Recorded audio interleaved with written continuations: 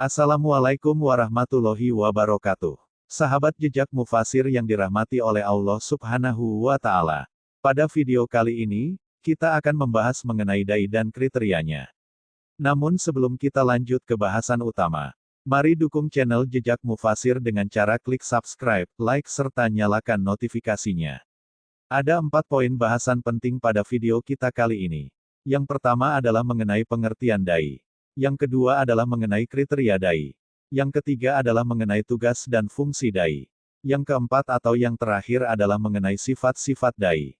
Langsung saja kita bahas materi yang pertama, mengenai pengertian dai. Kata dai berasal dari bahasa Arab dalam bentuk muzakkar atau laki-laki yang berarti orang yang mengajak, adapun jika dalam bentuk muannats atau perempuan disebut daiyah. Dai adalah orang yang melaksanakan dakwah baik secara lisan ataupun tulisan ataupun perbuatan dan baik secara individu, kelompok atau bentuk organisasi lembaga. Dai bisa juga disebut sebagai pendakwah.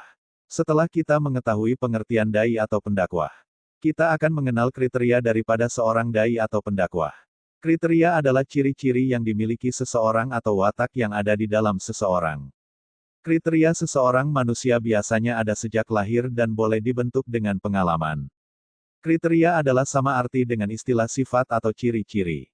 Seorang dai atau pendakwah mestilah gigih menuntut ilmu yang bermanfaat yang diwarisi dari guru, agar ia dapat berdakwah di atas jalan yang jelas dan terang. Para dai atau pendakwah dituntut untuk memperlihatkan akhlak baiknya kepada orang lain dan menerapkannya pada diri mereka dalam segala bidang demi tercapainya hasil yang baik bagi kehidupan masyarakatnya, sebagaimana keberhasilan yang pernah dicapai pada masa awal-awal Islam.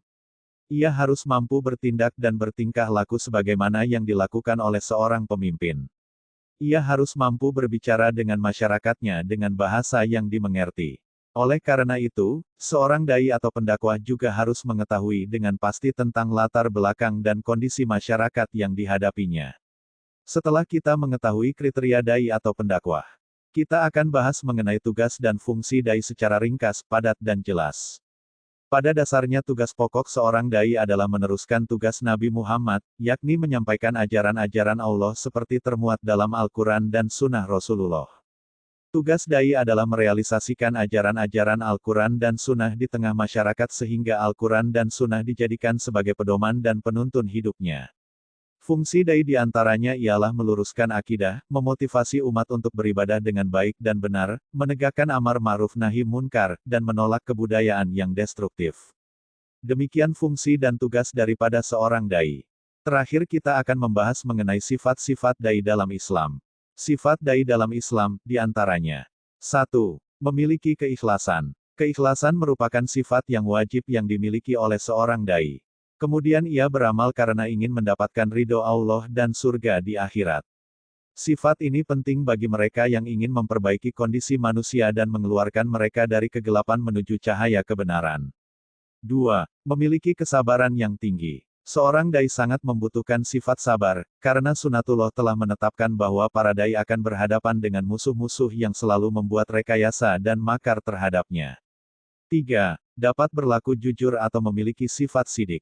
Adapun sidik yang berarti kejujuran dan kebenaran, lawan kata dari kedustaan adalah termasuk antara sifat-sifat dasar yang menjelaskan potensi dasar seorang pelopor perjuangan. Itulah beberapa sifat yang semestinya dimiliki seorang dai. Semoga kita semua dapat menjadi dai yang selalu menjaga kredibilitas diri kita. Demikian materi kita pada sesi kali ini.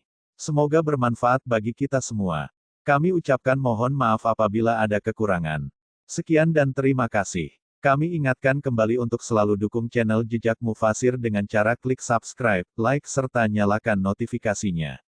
Akhir kata, Assalamualaikum warahmatullahi wabarakatuh.